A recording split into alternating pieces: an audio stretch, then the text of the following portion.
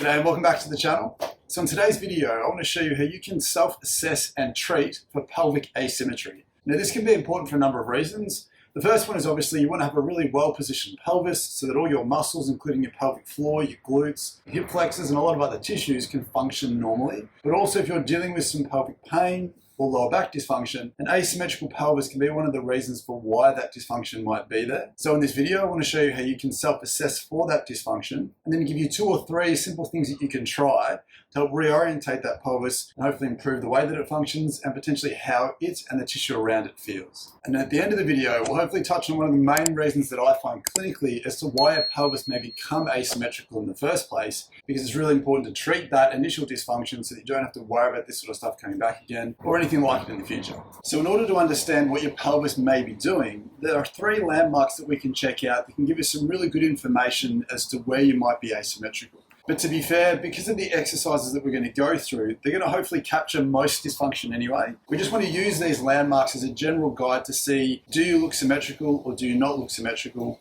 And then does anything change once you've done these exercises? So the first landmark that we want to look at is essentially the bumps at the front of your hip bones. Now these are called your ASISs or your anterior superior iliac spines. The name doesn't matter. The main thing we want to look for is that if you run your fingers down through the front of your hips, you'll find the bony bits at the top there. We want to basically come underneath that and then assess whether they are the same or whether one side sits a little bit higher than the other. And to see this on yourself, and this one's really easy to do in front of a mirror, is that if you can stand in front of the mirror with your feet straight, feet even, and you find the bony bits at the front, come down to the bottom of those bony bits, and underneath those bony bits, if you can slide your thumbs under the sort of bony crest there, if you're looking at yourself in the mirror here, and I can't see this based on the video, but you might feel here, or you might see here myself, that one side may sit a little bit higher than the other. I have a gut feel that this side here might be sitting a little bit higher than this one, but who knows, it could actually be sitting a little bit lower. Now again, you can get someone to do this for you. It's much easier to find that diagnosis, but it's a thing that you can probably check out yourself if you wanted to. Now the second one requires us to turn around, and this is where it might help to have a partner,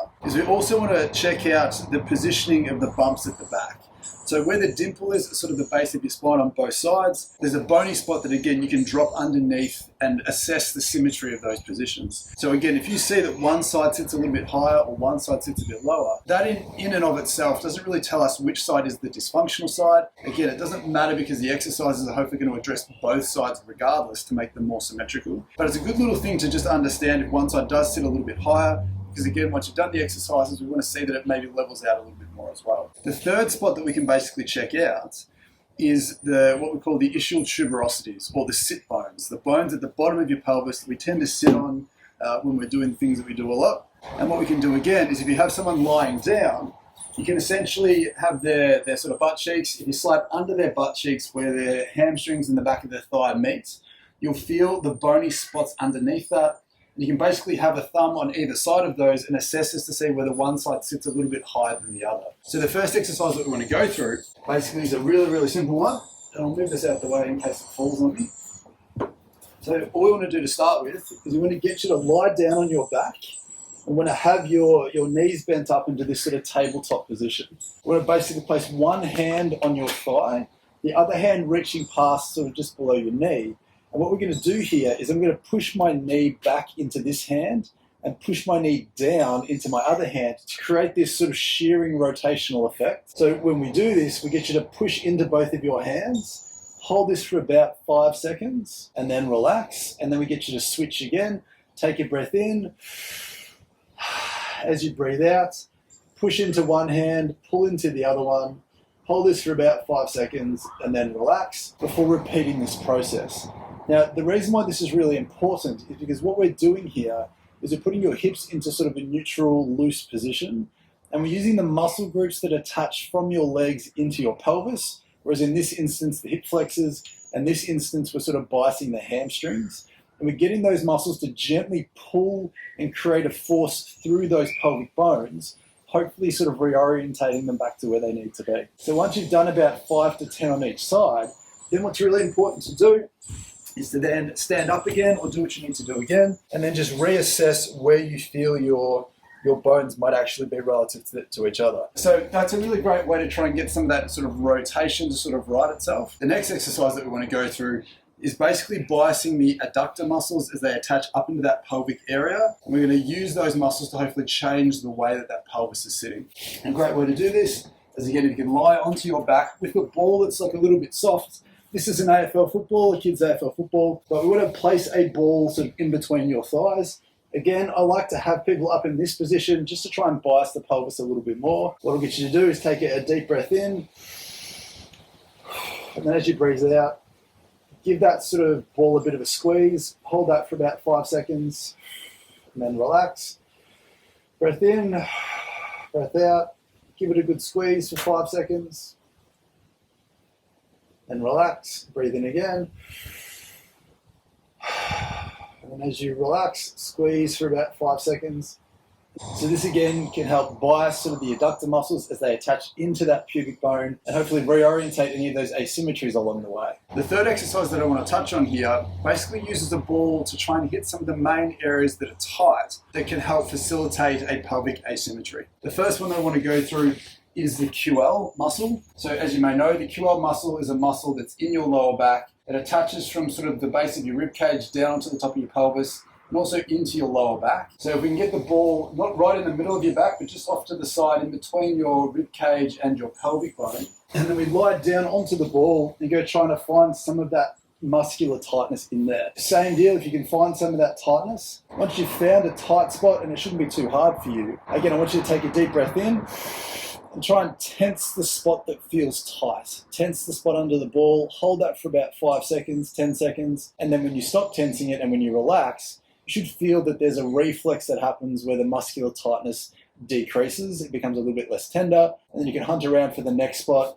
Same deal again, take a breath in, try and squeeze the muscle in between the ball and the grounds, and then relax. Take a breath out, and then that should help relax as well. That QL is a really important part of the process.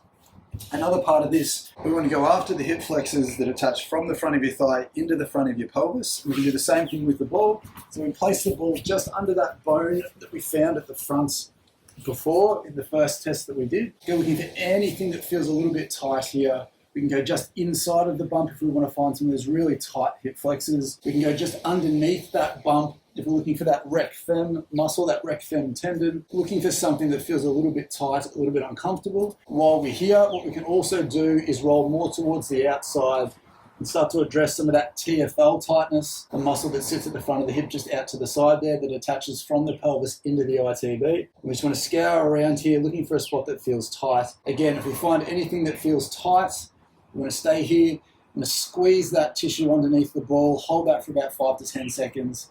Once we stop doing that and we let the muscle relax, it should release a little bit, which means it gets a little bit looser, a little bit less tender. And then we can hunt around again.